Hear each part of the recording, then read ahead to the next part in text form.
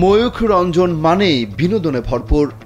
সে কি সংবাদ বলছে, কেন বলছে, এর সত্যতা কতটা, এসবের চেয়ে তার অঙ্গভঙ্গি, স্টুডিওতে লাফিয়ে চলা আর চিল্লানোটাই যেন বেশি উপভোগ করেন দর্শক। আগা নেই মাথা নেই হুটহাট আজগুবি সব তথ্য সামনে হাজির করেন ভারতীয় গণমাধ্যম রিপাবলিক বাংলার এই সাংবাদিক।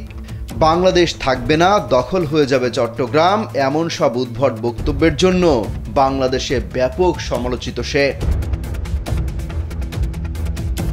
সোমবার রাতে তাদের জবাব চায় বাংলা টক শোতে লাইভ কানেক্ট করেন প্রধান উপদেষ্টা ডক্টর মোহাম্মদ ইউনূসের প্রেস সচিব শফিকুল আলমকে।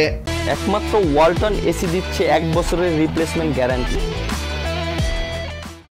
অধীর আগ্রহ ছিল প্রেস সচিবের সাথে কতটা চিল্লাপাল্লা আর উল্টাপাল্টা প্রশ্ন করেন ময়ূখ। ধন্যবাদ রিপাবলিক বাংলায় ময়ূকের সাথে কথা বলার। এদিন ময়ূখকে বেশ শান্তই দেখা গেছে। প্রশ্ন করেছেন সেন্ট মার্টিন বিক্রি করা নিয়ে, ঢাকার সব হোটেল রেস্তোরাঁয় গরুর মাংস রাখা ইস্যুতে, এমনকি ডাস্টবিনে শেখ হাসিনার ছবি নিয়েও আলোচনা হয়। ডাস্টবিনে মুখ রাখছেন রেখে আপনারা ছবি। সেন্ট মার্টিন বিক্রি করে দেওয়া হয়েছে কিনা সরাসরি জানতে চাওয়া হয় প্রেস সচিব শফিকুল আলমের কাছে। তিনিও পরিষ্কার করেন কেন সেখানে পর্যটক যাওয়া আপাতত বন্ধ করা হয়েছে। কোরাল আইল্যান্ড, ওই কোরালের অবস্থা খুব খারাপ। বিশেষ এই টক শোকে ভারত বাংলাদেশের ম্যাচ বলেও অভিহিত করেছেন আলোচিত সমালোচিত সংবাদ উপস্থাপক ময়ূখ রঞ্জন ঘোষ। আলোচনায় আসে চিন্ময় কৃষ্ণ ইস্যুও। কথা হয় শেখ হাসিনাকে নিয়ে শফিকুল আলমের একটি ফেসবুক পোস্ট নিয়েও।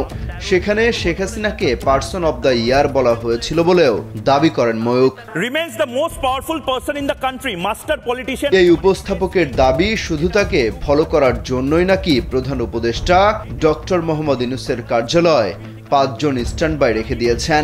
তারা শুধু দেখেন ময়ূখ কিভাবে হাত নাড়ে, কিভাবে হাঁটে, কিভাবে দৌড়ায়।